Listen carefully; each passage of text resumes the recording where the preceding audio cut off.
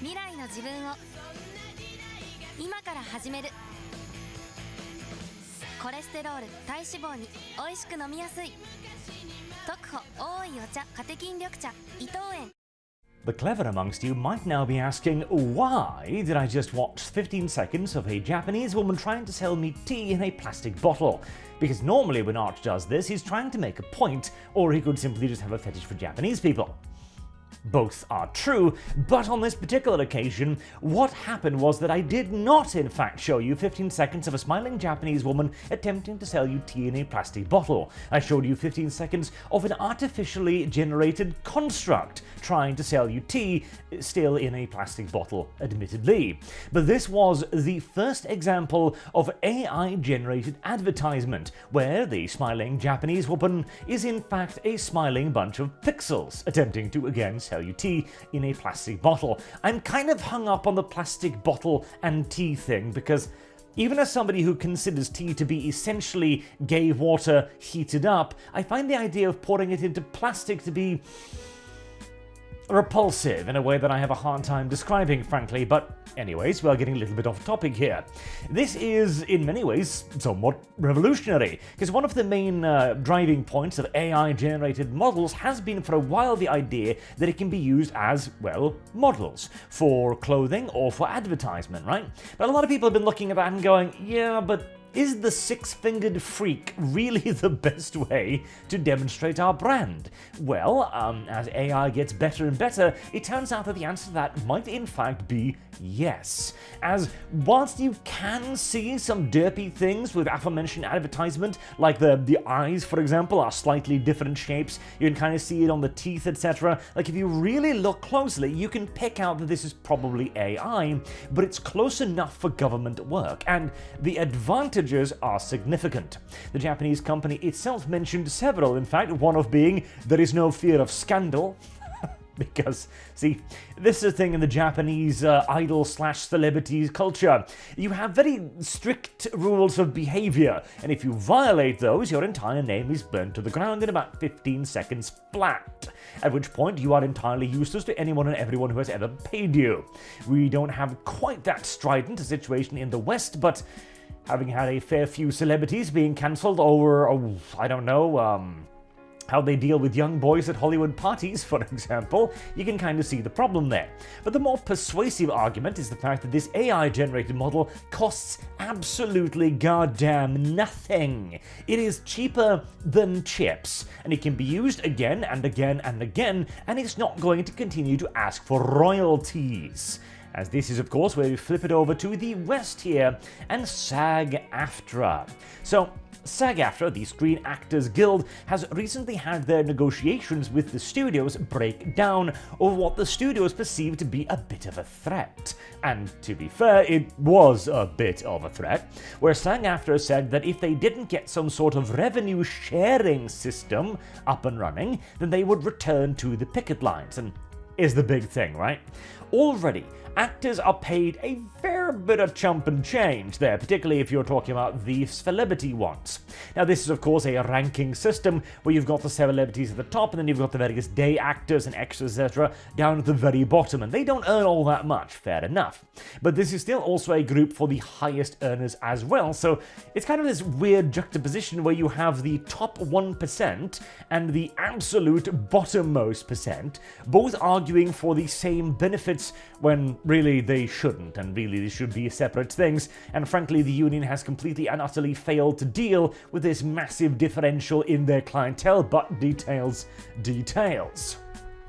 What they're asking for initially was a 2% revenue share, saying it would change the world for actors. I imagine. Now, revenue share as well. So not earnings share, a 2% revenue share. So they're asking for a 2% share of streaming revenue. All income, not just profits. Now, that doesn't sound like a lot, right? 2%, that's nothing. 2% on your top of your regular salary.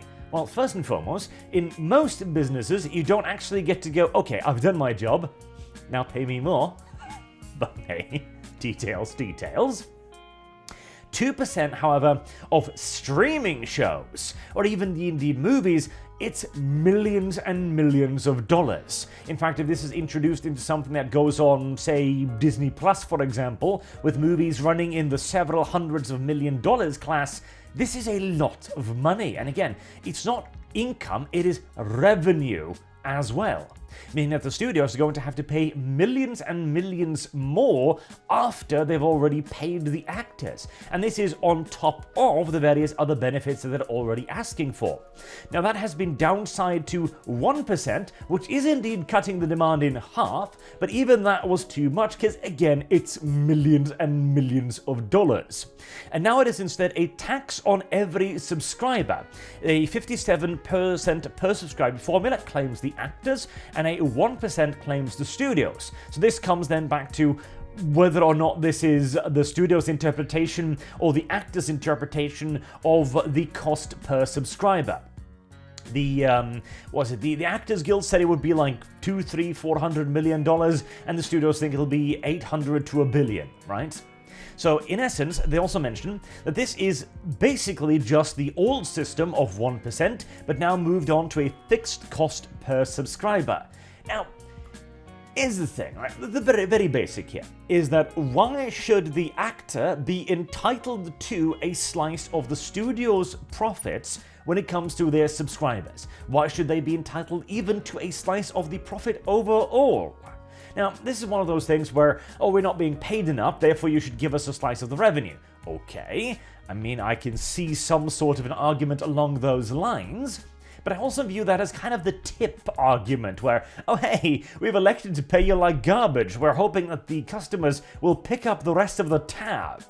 I don't think that's entirely reasonable, frankly, and I'm oversimplifying tipping there, but you get my point. Not to mention, this will of course simply be moved on over to the subscribers themselves, and then this demand will be increased next year and next year and next year, as is the usual with these things, meaning that the price for the subscribers will increase by a lot more than 1%. In fact, it will, what's the average now of subscriber stuff, like $10, $13, something like that? So it'll increase by closer to 10% for the actual person who's going to be paying this as well. Not to mention, this cuts yet deeper into the income of companies that already aren't doing very well at all. Even Disney has produced flop after flop after flop after flop, to the point where even their seemingly limitless bank account is beginning to groan beneath the pressure. And this is happening at the same time as we now have AI able to do advertisement. Now, of course, there is a whole world of difference between a 15-second ad clip and, say, even a bit roll in a TV show, right? Because there was another example recently of hideous AI, crowd in like a sports thingity-bob game, right? The people in the seats. English is failing me at the moment, but you probably get the idea. And they looked terrible. They looked like 2000s CGI, basically. But we don't need to do that now. We can actually go, okay, you need a full stand of people, right, to cheer on the basketball game or whatever you're currently doing. All right, fair enough. We now have the AI technology to actually fill all of those steps with AI for one price. Since once you have the tool, of course, you don't need to generate a model for every single one even. Once you have the tool, you can simply say, okay, give me 15 variants on that model. You then go in and do a couple of tweaks here and there to make them different, check that they don't have 6 fingers, etc. Voila, you've filled up what would in a normal circumstance have been 10, 20 extra slots. Now, are you paying the extras dimes? Probably, absolutely. But you're going to be paying this one even less. And then when it comes to this will then evolve yet further until eventually you will be able to have AI actors in even mainline roles, or at the very least supporting roles. You could switch out the majority of the 2-bit side characters with AI generated ones. This will, of course, immediately look a little bit weird to begin with, but again, as this technology moves forward, you're probably even going to be able to do things like facially map onto other people. You'll be able to get the rights for a face, a famous performer, for example, like John Wayne, right? You'll face scan John Wayne, and you'll slap his face onto another actor, and all he really needs to do then is be the Jar Jar Binks, really. The character stand-in wearing a silly hat to be like, hello, I'm the CGI CGI character. I'm paid absolutely nothing because, well, it isn't my face on screen. The Screen Actors Guild themselves, with ridiculous demands like this, because again, demanding a percentage revenue share of next to anything is mildly absurd, especially in a business that is already having a very hard time earning money. Asking for, what is $800 million annually? That's what the studios concluded this was cost. Let's even say that we slice this in half, right? And says only the $400 million that the actors are claiming it'll be. $400 million is the budget of a major movie. It is the budget of a modern-day Disney CGI film.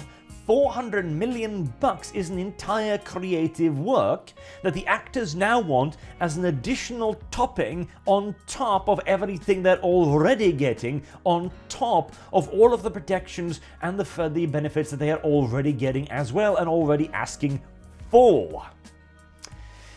This is why AI is going to be the big argument point here. Because if any of these studios know their position and know what position they are in, they are going to see the tremendous benefit of AI. And the SAG Aftra people are going to help them see it by yet further increasing their own costs.